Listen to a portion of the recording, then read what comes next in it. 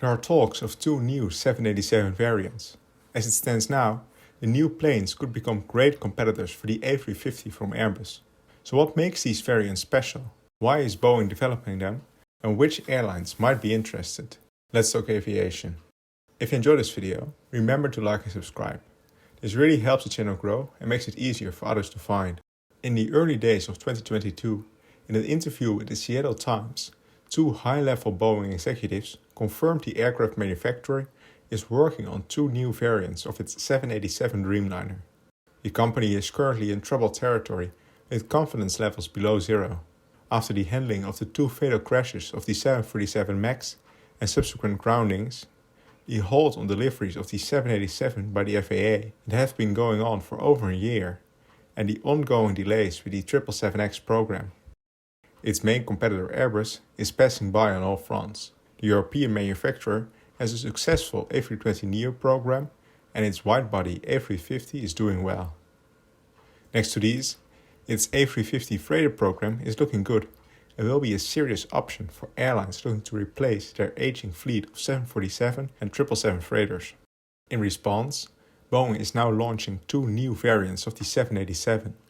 The so-called high gross weight variants will have an increased payload and range. Both the 787-9 and 787-10 will get such an upgrade. Let's make a comparison to some other planes with the same range and passenger capacity. Keep in mind, the specifics for the HGW versions of the 787 aren't final yet and could change. First, the 777. With the original versions of the 777, Boeing pulled the same trick. Here too, they expanded the range, and to great success, of the original 777-200 and 300, less than 150 planes were sold. Of the long-range versions, more than a combined 1,300 planes were sold. That's about 9 times more. While we shouldn't expect that kind of changes with the 787, it has to be said that the 787-10 has seen slow sales, partly because of its limited range, and a version with an expanded range could be a game changer here. When we compare the planes to the two 777X versions, we see that on the passenger side, the Dash 8 and Dash 9 beat the 787 variants. But for the range, we see how the 787 with an extended range could become a real alternative. For airlines that don't need the extra seats, range is no longer a reason to pick the 777X over the 787. This will make it at the same time easier for airlines to improve their fleet commonality, as they can use one instead of two types to do it all. That gets us to the Airbus offerings, and in this video I will only look at the A350. The two main variants, the Dash 900 and Dash 1000, have a range of respectively 8,100 and 8,700 nautical miles. And since they have a smaller capacity than the 777X, with 315 and 368 seats, they are comparable to the 787s with a higher gross weight. Previously, the 787-9 came closest on range, and the 787-10 on capacity. But with the latter, the 1,600 nautical miles of extra range in the A350-900 made it for airlines just not the best option. Now with the extra range, the Dash 9 has only 25 seats less than the A350-900 and a comparable range.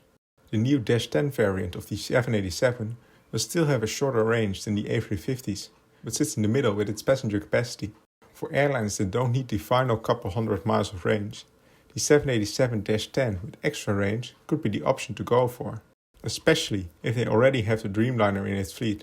With the 777X being delayed further, airlines looking to replace their aging fleets of 777s were forced to go with Airbus.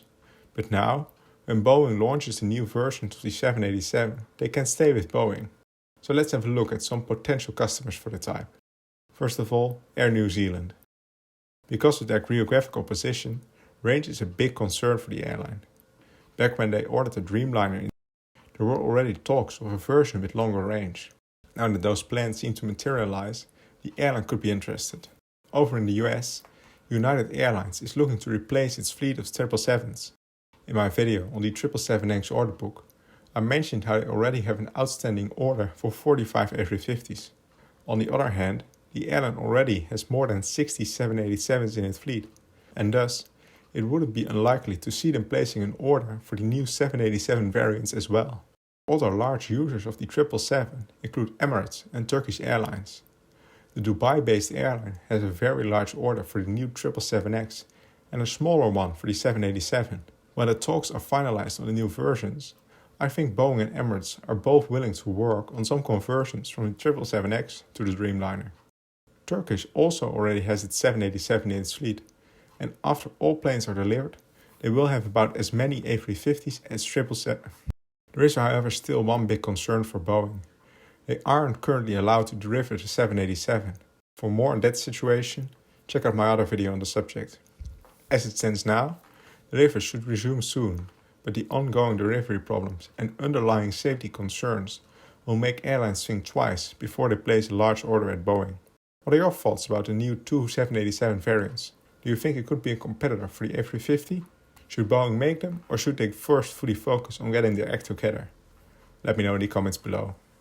Thank you for watching, and please consider subscribing to Let's Talk Aviation.